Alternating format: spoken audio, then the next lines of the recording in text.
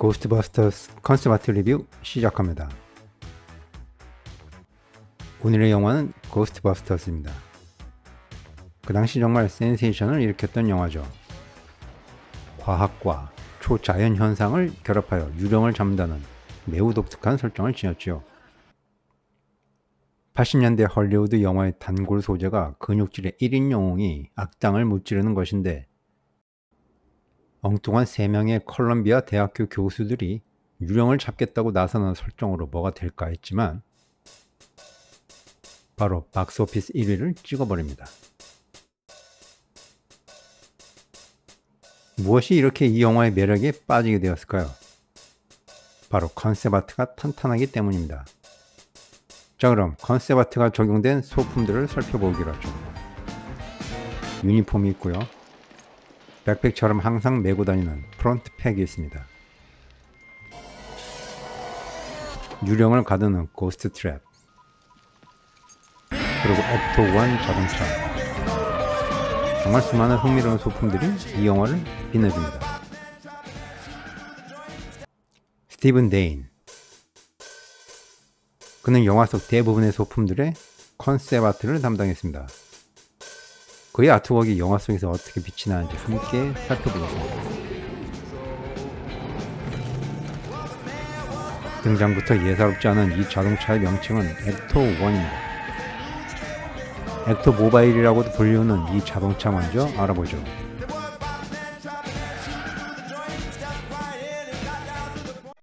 이 차의 베이스가 되는 차종은 1959년형 캐딜락 밀러 미티어입니다. 이 차는 소방차, 운구차, 그리고 앰뷸런스용 등 특수 목적으로 만들어졌습니다. 총 생산을 400대밖에 하지 않았기 때문에 익숙치 않으면서 오는 신선함이 있어서 좋습니다.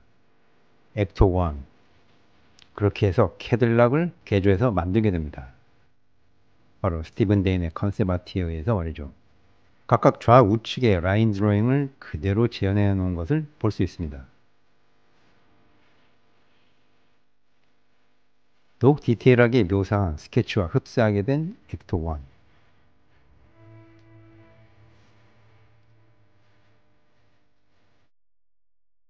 액토 1의 촬영이 탄생하기까지 얼마나 신경을 썼는지 엿볼 수가 있습니다. 다음은 프로톤 팩입니다. 고스트버스터스에게 가장 필요한 필수품이죠. 얼핏 보면 지저분하고 디자인이라고는 찾아볼 수 없는 것처럼 보여집니다. 하지만 그것은 영화 속의 설정이고 컨셉 아트적으로 보았을 때는 나름 잘 되어진 디자인입니다. 자세히 들여다볼까요? 드러난 각기 다른 색의 전선들이 무채색의 박스 형태의 진부함을 드러냅니다. 그리고 묵직하고 큰 원형의 쉐입이 들어감으로써 역시 직선과 수평 수직으로만 되어 있는 형태를 완화시키죠. 이번에는 한 덩어리만 되어 있는 지루한 실루엣을 곡선의 긴 형태가 들어감으로써 산뜻한 실루엣이 나오게 됩니다. 그리고 튜브, 배선, 버튼 등이 그대로 드러나 레트로 미래주의적 디자인이 돋보이며 더욱 멋스럽습니다.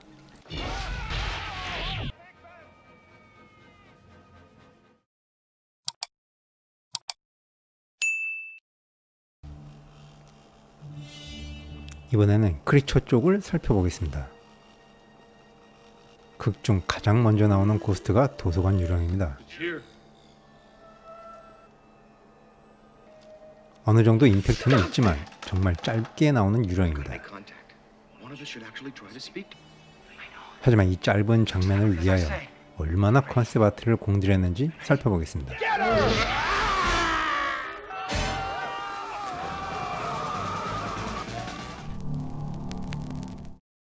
버니 라이트슨, 코믹스, 소설 사파, 영화 등 다양한 분야에서 두각을 나타낸 아티스트입니다. 스타일도 다양하고 기본기가 매우 탄탄한 그림 실력을 가지고 있습니다. 그럼 도서관 유령 컨셉을 보시겠습니다. 초기 컨셉은 많이 다른 모습입니다. 다음은 얼굴이 변하는 과정을 하나하나 표현을 한 컨셉 드로잉입니다. 정말 정성을 다한 작업이라 할 수 있겠습니다. 이 작업은 마시멜로우맨의 또 다른 컨셉입니다. 초기 설정에서 파괴된 후 다시 부활해 변한 모습이지만 최종 영화에는 등장하지 않았습니다. 그럼 머시멜로우맨은 영화에 어떤 모습으로 나올까요?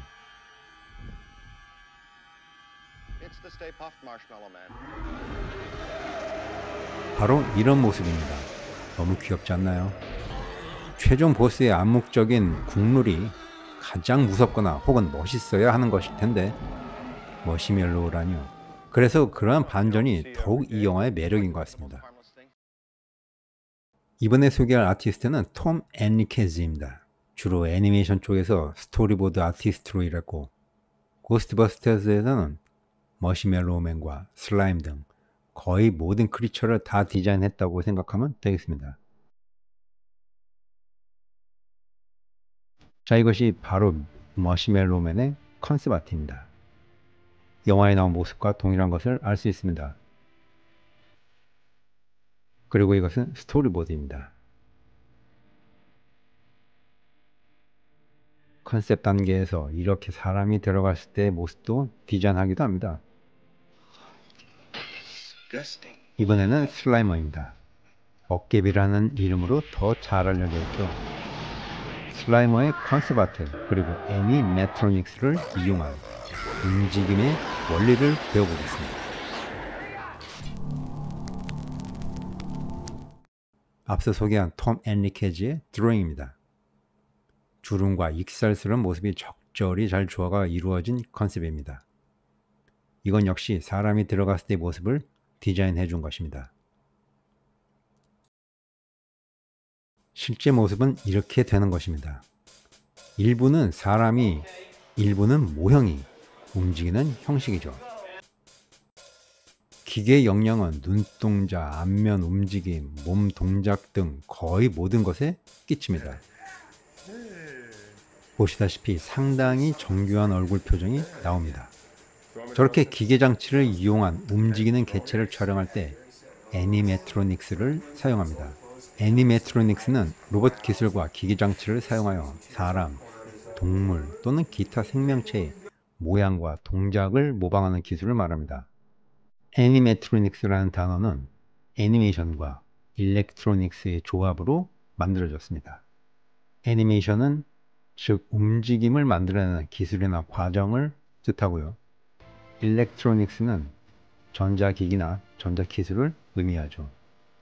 이렇게 애니메트로닉스 기술은 섬세하고 실제 같은 느낌을 주기 위해 여전히 사용되고 있습니다. 이번에 소개할 디자이너는 마이클 그로스입니다. 그래픽 디자이너이자 프로듀서로서 그리고 영화 제작자이기도 한 그가 만든 것은 무엇일까요? 영화만큼이나 유명한 바로 고스트버스터스 로고 디자인입니다. 저는 이 로고가 상당히 우수한 디자인이라고 생각합니다.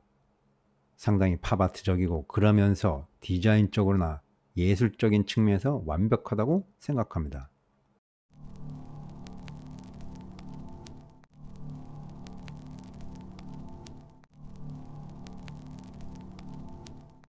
차용 기법. 그럼 다시 로고로 돌아와서 마이클은 이 디자인을 처음 의뢰받았을 때 고민을 많이 했을 겁니다. 유령을 감옥에 가둘까? 아니면 그물로 잡을까? 고민을 한 흔적이 여기 초기 디자인에 있군요. 하지만 역시나 금지 마크만한 게 없습니다. 이것이 가장 효과적이었던 이유는 이미 뇌리에 강하게 박힌 기존의 이미지의 관념이기 때문입니다. 뒤샹의 샘이나 워홀의 수프캔처럼 같은 맥락이죠. 그러면서도 심각하지 않고 만화 형태로, 즉 리히텐슈타인의 작품처럼 가볍고 팝적인 요소로 된 로고이기 때문에 강력히 뇌리에 박히는 것입니다. 고스트버스터즈는 단순 오락 영화임에도 불구하고 탄탄한 컨셉 아트를 기반으로 아카데미 시각효과상을 수상한 대작입니다. 흥행과 오락성 그리고 시각적으로도 훌륭한 영화임이 증명됐습니다. 이상 고스트버스터스였습니다.